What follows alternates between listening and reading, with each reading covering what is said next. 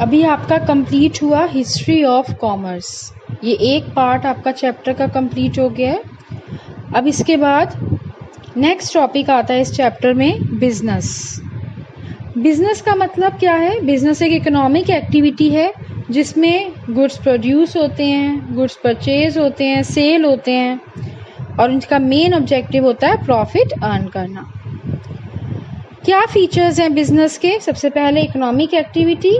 Economic activity जो भी money earn करने के लिए एक्टिविटी की जाती है उसे इकोनॉमिक एक्टिविटी कहते हैं। और बिजनेस का मेन मोटिव मनी अर्न करना है, प्रॉफिट अर्न करना है, इसलिए बिजनेस को क्या कहा गया? Economic activity. इसके बाद दूसरा फीचर है बिजनेस का production of goods and services. कोई भी बिजनेस एंटरप्राइज हो उसका मेन फीचर यही है कि वो या तो गुड्स प्रोड्यूस करेगी, है ना, या परचेज और सेल करेगी। तो ये आपका नेक्स्ट फीचर है। इसके अलावा सेल ऑफ गुड्स और सर्विसेज नेक्स्ट फीचर है बिजनेस का। बिजनेस इन्वॉल्व्स सेल और exchange of goods and services.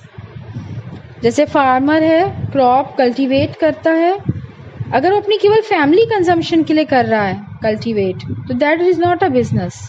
But अगर वो सेल करने के लिए कर रहा है तो दैट इज अ बिजनेस। इसके बाद नेक्स्ट फीचर आता है बिजनेस का कि बिजनेस गुड्स और सर्विसेज में डील करता है रेगुलर बेसिस पे। रेगुलर बेसिस का मतलब क्या है कि अगर आप एक सिंगल ट्रांजैक्शन कर रहे हैं, मान लीजिए आपने कुछ भी अपना पुराना फ़ोन बेचा, पुराना एक्टिवा सेल करा, तो या फिर आपने कोई ओल्ड न्यूज़पेपर सेल करे, तो ये कोई बिजनेस नहीं है। बिजनेस मीन्स जो आप रेगुलर बेसिस पे करते हैं सेल परचेज। एक सिंगल ट्रांजैक्शन को आप बिजनेस नहीं कह सकते। नेक्स्ट फीचर है बिजनेस का प्रॉफिट अर्निंग। बिजनेस का मेन मोटिव यही है प्रॉफिट अर्न करना। क्यों? क्योंकि प्रॉफिट एसेंशियल है। अगर हम प्रॉफिट अर्न नहीं करेंगे तो बिजनेस की कॉस्ट कहाँ से कवर करेंगे? बिजनेस का जो रिस्क है वो कहाँ से कवर करेंगे? बिजनेसमैन कैसे सरवाइव कर पाएगा? उसका बिजनेस कैसे सरवाइव कर पाएगा? तो इसलिए प्रॉफिट मेन ऑब्जेक्टिव है बिजनेस का। नेक्स्ट फीचर है बिजनेस का अनसर्टेनिटी ऑफ रिटर्न। बिजनेस में हमेशा रिस्क प्रेजेंट होता है। आपने बिजनेस स्टार्ट करा, अब उसमें प्रॉफिट हो सकता है, नहीं हो सकता, ज़्यादा हो सकता है, कम हो सकता है, लॉस भी हो सकता है। तो क्या है? अनसर्टेनिटी है। अनसर्टेनिटी मीन्स जहाँ पे डाउट होता है, जो हम कहते हैं अनिश्चित है, श्योर नहीं है आप। तो बिजनेस में हमेशा रिस्क प्रेजेंट होता है और वो रिस्क इसलिए प्रेजेंट होता है कि हम प्रॉफिट अर्न कर भी सकते हैं और नहीं भी। इसके बाद नेक्स्ट टॉपिक है आपके नोट्स में comparison between business, profession and employment. ये तीनों आपकी इकोनॉमिक एक्टिविटी हैं। तीनों में आप मनी अर्न करने के लिए कर रहे हैं, बट तीनों में क्या डिफरेंस है?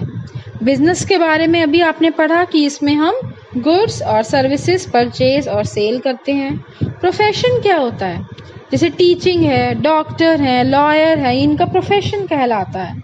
ये अपनी सर्विस प्रोवाइड करते हैं पब्लिक को। और एम्प्लॉयमेंट क्या होता है?